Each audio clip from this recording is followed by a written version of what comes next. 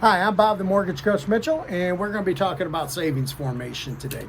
That's what I consider to be the very first step on your road to being able to becoming a homeowner. Okay, so we're going to go into a little bit of details and basically how to free up money to be able to save, because that's really the hardest part. On a day-to-day basis, I forgot what the statistic was, but the average American has like less than $500 in savings. So the fact of the matter is that we don't do a very good job of it. And this is going to go in, this video is intended to go into some of the things that you can do to increase the amount that you have in savings, because no matter how we slice or dice your mortgage application, even though we can go ahead and structure your deal to where at closing you can get into the transaction with very little out of your money, money out of your pocket, you are going to be able to have to put money into the transaction to different parts, even if it's adjusted out at closing. In order to get into the deal, you're going to have what I refer to as wiggle room money. That's money that you can wiggle your way through to closing at. So, for example, when you first write a contract on an offer to purchase, otherwise known as a contract, on a house, one of the things that you're going to need to do is you're going to need to buck up a thing called earnest money. Now, I'm not going to go into all the details of what earnest money is or what due diligence are, but consider that they are a deposit. It's still your money, but it's a deposit that you're putting down on the transaction, in that when you get to closing, there will be a credit to you, and then that's all going to be calculated at closing as far as how much money you're going to need. But you still need to be able to wiggle your way through to closing. So anyway, we can have the seller pay the closing costs. We can have the seller pay the prepaids.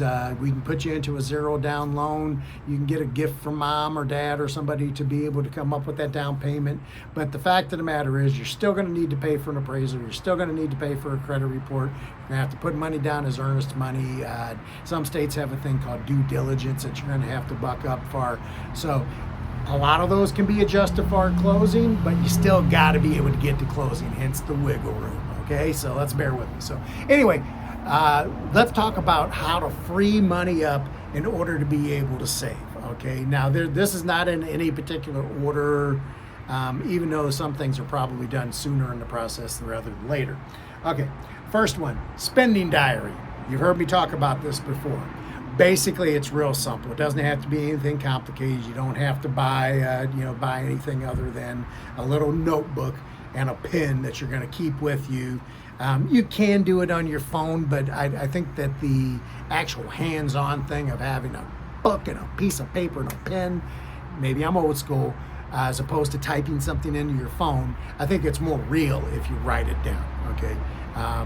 But anyway, a spending diary. Basically, a spending diary is I want you to take account. I want you to write down every penny that you spend for the next month.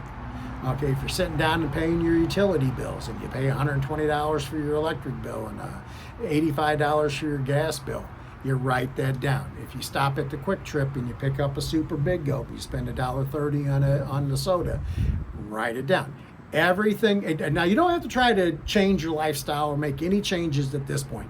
Basically, we want to find out where you're at right now. Where are you spending your money? Where are some of that money slipping through your fingers at? So the spending diary is going to show that to you.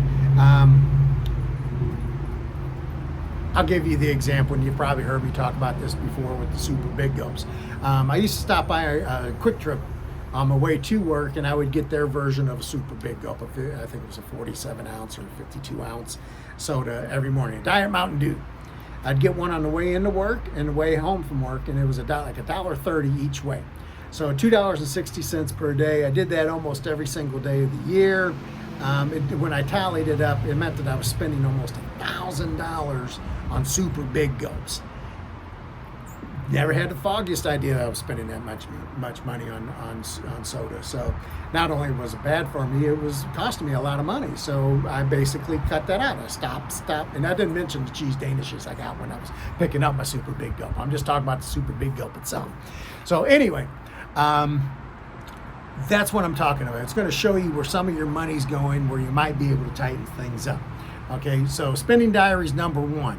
Okay, you can do it for a shorter period of time, but if you can manage to do it for a month, that's going to benefit you because most people pay their bills on a monthly cycle. So you're going to see what what you spend on insurance. You're going to see what you spend on a house note or rent, what your utility bills are, how much money you're spending out for eating out and that sort of thing. Okay, number 2, forced savings. Okay, one of the biggest problems with saving money is that, especially since we have a lot of money that's seeping through our fingers, most of us tend to live hand to mouth. That's how come the average American has less than $500 in their savings account.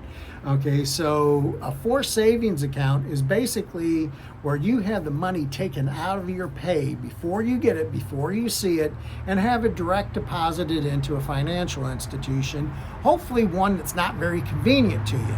I strongly suggest that you don't get a debit card with the account, and if the bank or the financial institution will work with you on it, I'd say even put some restrictions on it, that if you ask for your money, you can't get it for a week, or that you have to put it in writing, or that you have to send it snail mail. Anyway, a forced savings account is a thing that takes that money out of your cash flow and puts it somewhere inconvenient for you to get.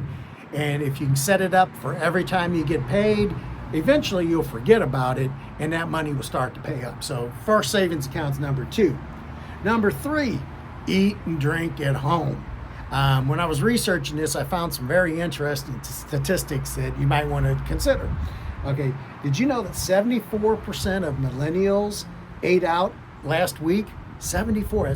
That's 3 out of 4 went out and ate out last week. Okay, 34% of Americans eat lunch out on any given day. That's 1/3. One out of 3 is going to eat out at any given time. Okay, number 3. More than 50% of food dollars are spent at restaurants. Okay, now if you think about it, if you go in there and you sit down and you have an appetizer, okay, say it's $8 or $10, $12, depending on where you're eating at, and then you have an entree, okay, say that's $18. Okay, you want to have a beer, and maybe 2. So that's another $10. The chances are for one person you're going to get out of it, it's going to be $50, $60 if you're just paying for yourself. Now, if you're paying for somebody else to go with you, you can double that. If you're paying for a family, God knows how expensive it can get. Okay, it's been a while since I've had to pay for everybody. But anyway, stop eating out. Alcohol's even worse. That so-called savings of happy hour, you're getting the beers, for $2 or $2.50 a beer. But even if you consider what the happy hour price is compared to buying a case of beer at the Costco and bringing it home and stashing it in your refrigerator and just drinking on your deck, or having a friend over, or some friends over and drinking on your deck, that's still going to be less expensive than going out and hitting the happy hours. Okay.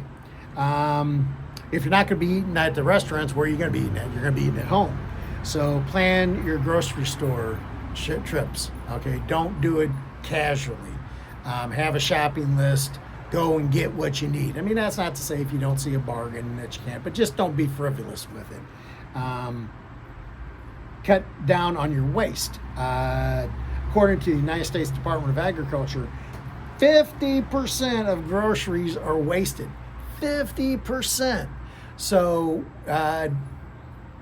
if you think about it, not a bad idea is in your refrigerator to have a used next section, to where you took out a roll of hamburger and you only used 1/3 of it, and you threw it back in its container and you put it back in the refrigerator and it sits back in the back of the fridge for a week.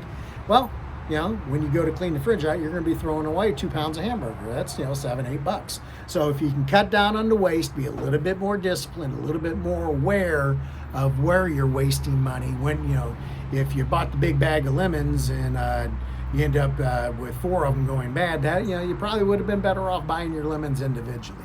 Anyway, make a concerted effort to keep your food. That's something that you can research online on what you can do to cut down on your waste. Okay, restrict online purchases. Okay, my wife's gonna be pissed if she sees this one, but it's too damn convenient.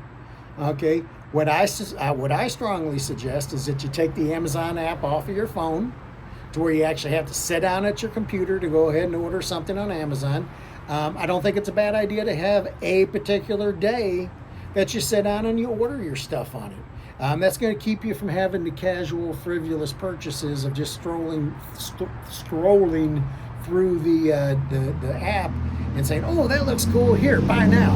Boom. That stuff adds up. It adds up. I have you might notice on this chair right here.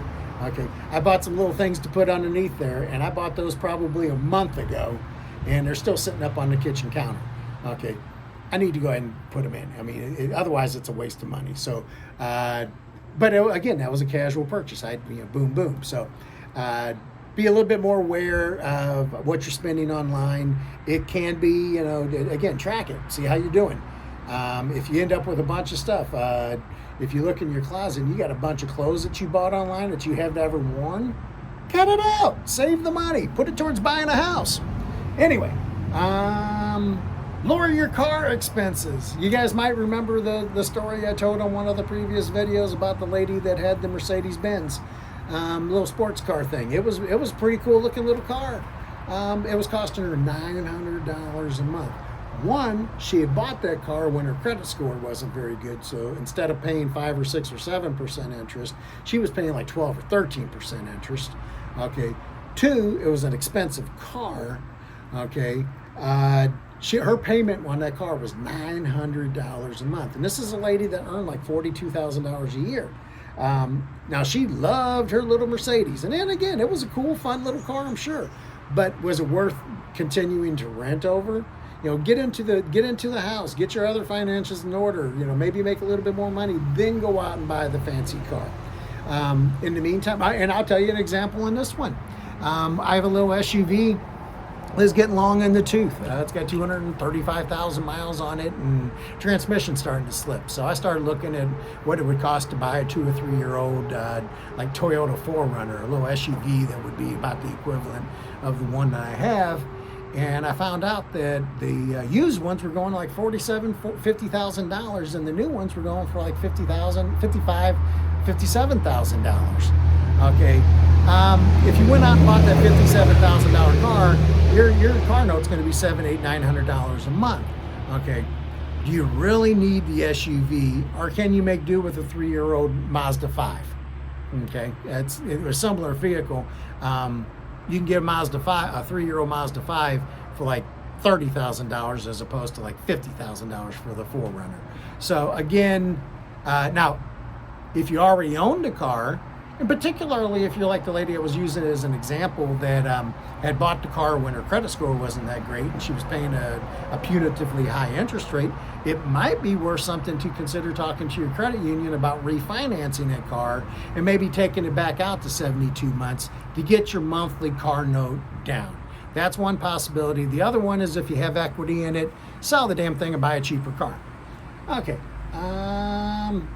By doing such, if you buy the cheaper car, your car insurance is going to go down, as well as your registration fees, as well as your taxes on that car. So another reason to not necessarily have the fancy car. Okay, number 7, cut the cable. Okay, this is another one that I can personally relate to. When my wife and I, when we still had cable TV, I think we were paying like $139 a month. That was by the time we had like TVs in the bedroom, TVs in the guest rooms, get TVs in the living room, another one downstairs in my in-laws' quarters, that sort of thing. By the time we had all the extra outlets, and by the time we had, I think we had HBO and maybe one other of the premium channels, we were paying like $139 a month.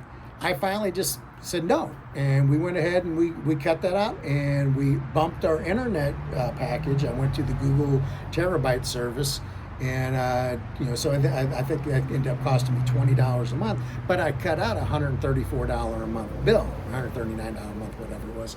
Anyway, consider cutting the cable, and if you have cut the cable, watch your subscriptions. Make sure you're watching what you're paying for. If you're paying for that Netflix subscription and you're only watching one show, or you're not watching any shows, you're just continuing to pay that, you might want to go ahead and consider an 86 and nipping in the bud. Only pay for the subscriptions that you use. Okay. Check to see if you qualify for lower student loan payments. Okay, right now they just really sweetened that deal.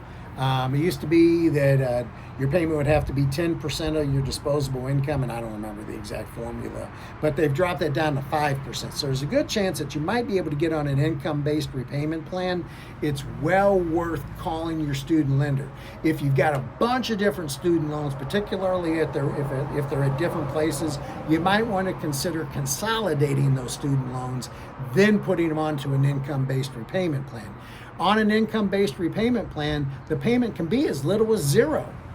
Okay, so it's something to look into. Now, your economic situation might, your payment might not be $0, but it might be $100 as opposed to $300 a month. But anyway, that's another thing that you can do to get that your monthly expenditures down. Okay, and then the other thing is freeze your charge cards. Now, I'm not talking about going online and putting a freeze on the use of the cards. I'm talking about literally freezing your charge cards. Take a Ziploc baggie, fill it with water, take your charge card, drop it in there, zip it shut, and throw it in the freezer. Okay, if you need to use it, if there's an emergency and you gotta use it, you'll be able to take it out. You can't put it in the microwave because that will mess with the magnetic strip. So you can just let it out there and let it thaw. That gives you time to think about whether you really need to make that purchase or not. So one way or the other, just again, what's the word I'm looking for? Rein your spending in, be more disciplined about it, put some stopgap measures in there so that you question yourself if you really need to spend the money. So anyway, that's 9 things. I'll list them in the description of things that you can do. If you have any questions about savings formation, please feel free to reach out to me. I am Bob, the Mortgage Coach Mitchell. Now start saving some money so we can put you into a house.